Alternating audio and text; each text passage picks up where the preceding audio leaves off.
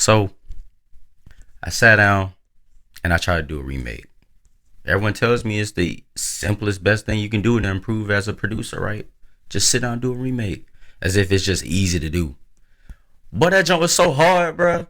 I almost gave up. I'm not even gonna lie to you. I almost gave up. Like, it was so hard to do. But luckily, I'm good at sound design. So, Stop the cap. Stop the cap right now. Stop the cap. it was easy for me to do. You know what I'm saying? I'm good at sound design.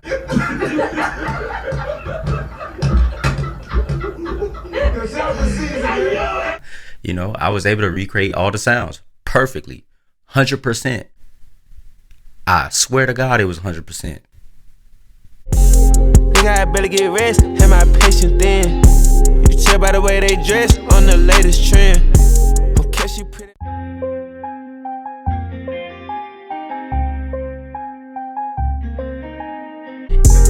Think I better get rest, have my patience then. You can tell by the way they dress on the latest trend. I tried to remake one of my favorite Gunna songs on his most recent project at the time of recording this, which is the last one. Anyway, I tried to remake Let That Sink In, and it humbled the hell out of me. I'm not gonna lie, it really did. But the focus is on the lessons learned and why I even embarked on a journey of trying to remake that beat anyway. Oh, and there's more, but you know what I'm saying? We ain't gotta get into that. Just stick to the end. Right now, let's just go over what I've learned and how the process went. All right, so let's get into the main preset, which is the keys that you hear in the song. That's honestly my favorite part of the song, is the main keys. The anyway, whatever. Let me go ahead and show y'all.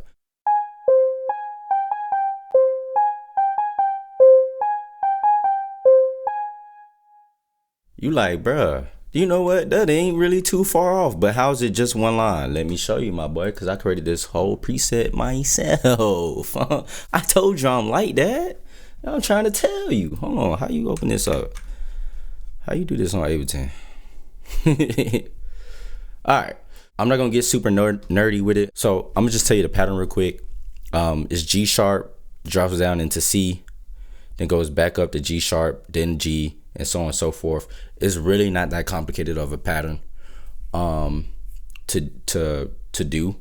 Luckily for me, I know how to play the keys. So once I figured out what key the beat was in, it wasn't too hard for me to figure that part out. The hard part was recreating this sound, but we ain't finna get into that. From recreating this sound, I learned so much about sound design, man. From just simple addition of movement and effects such as chorus and reverb can really shape the entire sound, including like what the filter is doing. You see the cutoff dancing a little bit.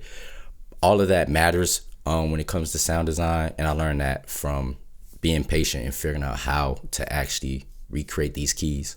This single-handedly was better than any YouTube tutorial on sound design. I kid you not. It was better than any one of those.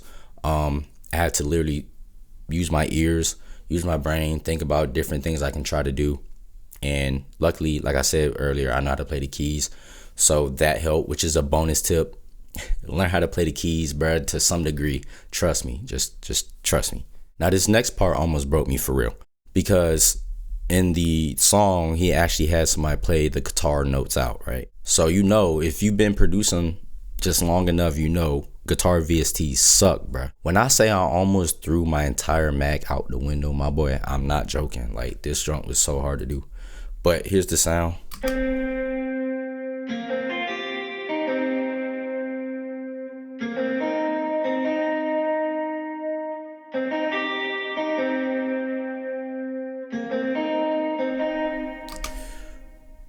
Boy, you can't cap on me, boy. That do sound close to the actual guitar. But let me show you what I did. Without going too deep into detail, compression, little reverb, some EQ. And y'all let me know in the comments if you want me to get a little bit more nerdy with the remake in the future, in terms of like exactly how I replicated the sound. Essentially, what I used was I found a preset in, what is this sound bank? Session Guitarist Electric Mint. You can find it for Contact. Found that preset, and you can't really match a live guitar and an actual somebody playing it, it's impossible. But you can get very close with this setup I have here. Now, this was growth right here. I learned patience. That's the main thing I got from this. Yeah, the other benefits of like when I recreated the key preset was sound design benefits, of course, but more importantly than that, it's just patience, bro. When you trying to have something right and done correctly, you need that. And I definitely learned patience from trying to get this guitar to sound as crispy and as clean as the actual guitar in the actual song as possible. So at this point, like I said, I wanted to quit. I ain't gonna lie. I wanted to make my own beats, bro. Like my creative bone, every creative bone in me was like, bro, just forget it. Just make your own beat. But plot twist, this was a task given to me by my mentor. So I had to get it done. Like failure was not an option. If I didn't get it done, I felt like I was a failure as a producer, bro. I'm an imposter, bro. So I had to lock in. But the guitar wasn't the end of my struggles, bro. Like you thought the guitar was tough. My guy, finding the synth, and I still don't fully like the synth I had found, but I had to finesse this a little bit too. So open up Analog Lab. I found this preset called Le Trumpet, and I had to finesse it a little bit just to get this trumpet to sound similar to the lead that's played in the song.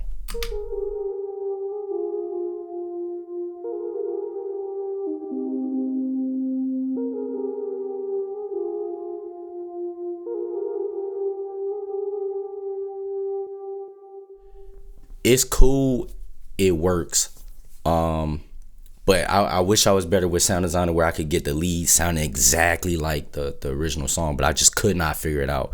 But it fit to where I was like, all right, I'm comfortable with it, I'm proud of it, let's move forward. So at this point, I already talked about patience, but I really started to trust myself and actually trust my ears and develop my ears from this whole process at this point. If you listen to that song, you know there's only really 3 main layers when it comes to the melodic elements, which I'm gonna circle back to that too. I learned something from that too. But at this point, I'm like, you know what? I really can do this for real. Like I really can. I really like that for real. I can do it. So that was the main thing I got from that. Luckily, I stayed true to like trying to get this done and to the ultimate goal and the task that was laid down for me to do, and I got it done. So my advice to those who are watching is to not avoid the hard work. You know, like I said, I would give up and months would go by, and guess what, when you do that, you delaying your growth, bruh. Don't do that to yourself. Go through the lumps, go through the pain points. You're gonna overcome a lot. You're gonna grow. It builds character beyond just making music. It builds your character and it builds your skills as a producer, obviously, right? So all that was well said and done, but one question remained, and that was, how the heck was this arranged? At this point, like I said, there's only 3 layers, so it gets super repetitive. How the heck was this arranged? All right, so now we're gonna get into the main part that you probably care about, which is how does everything sound together? Or more importantly, the drums.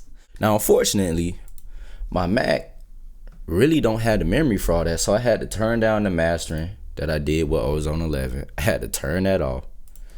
We gotta turn off the true balance. We gotta turn all that stuff off because my computer will fail me. It will fail, so I had to turn it off. But anyway, let me go ahead and play the beat. Zoom in. Boo. Though this shit be fake, you still gon' take a chance. Bet they let me cook with a pots and pan. Coming in second quarter, I'm about to hit the gas. Hey, let me turn the vocals off, boy. I don't want them problems. Don't strike me. I don't want them problems. Yes. All right, so here are the drums. This beat gets super repetitive. It gets super repetitive, but for some reason, for me, it's not boring, bruh. Like it's not boring at all. I don't know how they do it. This beat is super simple. So boom.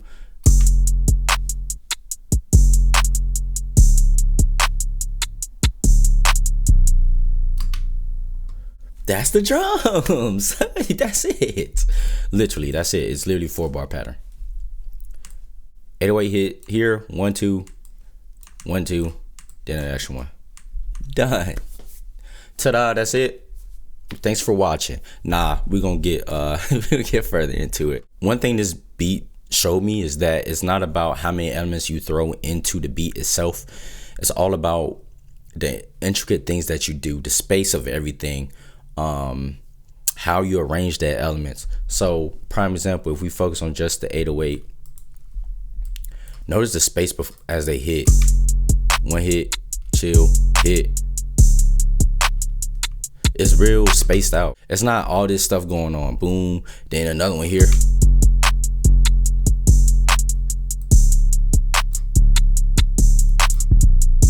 It's not all that going on. As a producer, you may be like, bro, that jump hard though. It kind of was. I ain't gonna cap to you. I kind of actually did some fast stuff. But anyway, besides that, it's really just simple. That's enough room for Gunna to get on there and do what he need to do. Hi-hats. It's not even that many rolls, bro. Turbo really don't go crazy on the drums. It's just the right amount for Gunna to be like, oh yeah, I'm finna go crazy on it. He don't do nothing amazing with the drums. Look, little rim right here, little rim, just a little accent rim. You know what I mean? Simple. And then you got to clap. Where's the clap at? Clap right here. Clap on every single hit, like no double up, triple up of the clap. Is real simple. I could spend a long time on the drums, but the drums was the easiest part of this remake. I'm not gonna hold you. There's no need for me to elaborate any further. You see the pattern. It's real simple. Little open hat, accent open hat. Pan differently. I added some swing to the drums. That's a little hint for y'all. Shift your drums. Did I shift the kick or the 808? Yeah, shift the 808. That's just a little extra sauce for y'all. But other than that, it's real simple for the drums. The final thing I do want to harp on when it comes to the drums and just arranging everything, because like I said, the drums are super simple. As far as I could hear, maybe y'all can tell me different, there wasn't any pattern change with the drums. It's the same elements all the way through. The only thing that changed was the sample. You had times when the guitar did play. You had times when the synth element would play. You had times where the guitar didn't play. You had times where all you could hear was the bass line. Let me see where I can find that at. Where's that? It was just the keys. And I think that was a cello for the bass part. Right? But other thing I noticed is it seemed to be somewhat of a shift almost every 8 bars or so. There was something being taken away or added back to the actual beat. But that's really it. It's only those 3 elements, 4 if you count the cello for the bass and the sample. That's it. 4 elements, and the drums didn't even change. But that's one of the hardest songs on the entire album. You can argue with a wall. Yeah, so let's go ahead and wrap up and go into the mix of everything. All right, so before I get into the mix, I gotta mention the stem extractor I use. This vocal remover, bruh, fire, my boy, fire. Vocalremover.org. I'm gonna put the link in the description, but remember that name, my boy. It's fire. FL stem extractor is cool. Don't get me wrong. If you know what I mean, you could use that, but there's usually artifacts in there that I don't like, so I'd rather use this one. It's really good. If you want better quality, make sure you have a better quality file.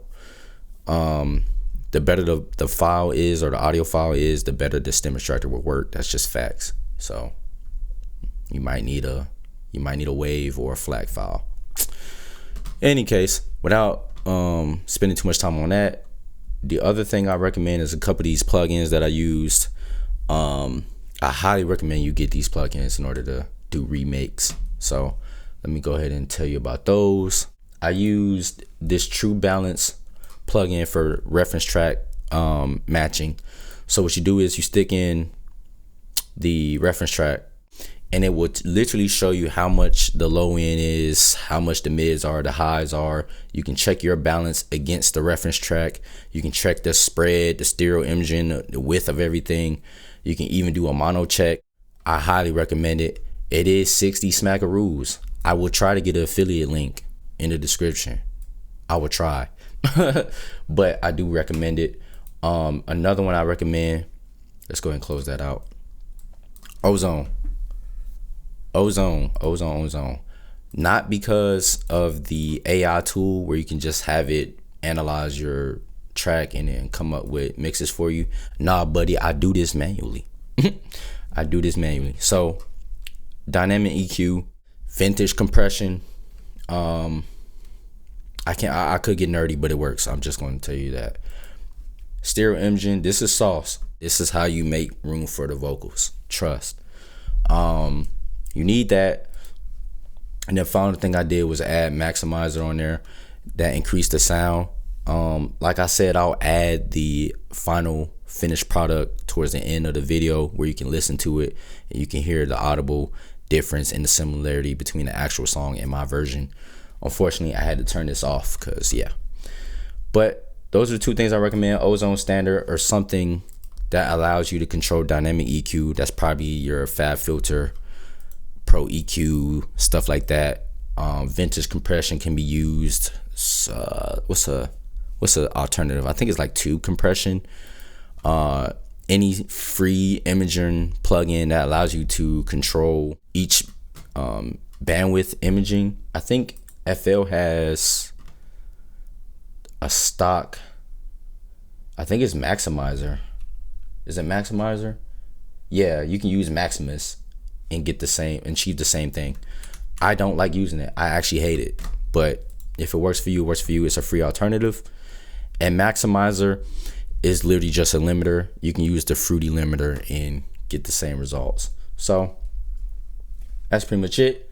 Soft clipper. Normal settings. I dropped the threshold on my soft clipper a few dBs. I don't know why. I just do. And finally, EQ. Usually I don't use the limiter. Usually I just do this. Simple solutions work, bro. Usually I just do that. But that's it. That's all I really recommend when it comes to the master chain. I chose great sounds, and that's another thing I learned from this whole experience is that if you choose great sounds to jump from jump, you know, I don't have to do anything. What other processing do I need? Them drums is hitting. You choose great sounds, the work is done for you. I don't have nothing routed for real. Except, what is that? The perk? Yeah, it was like I just needed to finesse the perk a little bit so it sounds closer to the actual song. Other than that, that's it, man.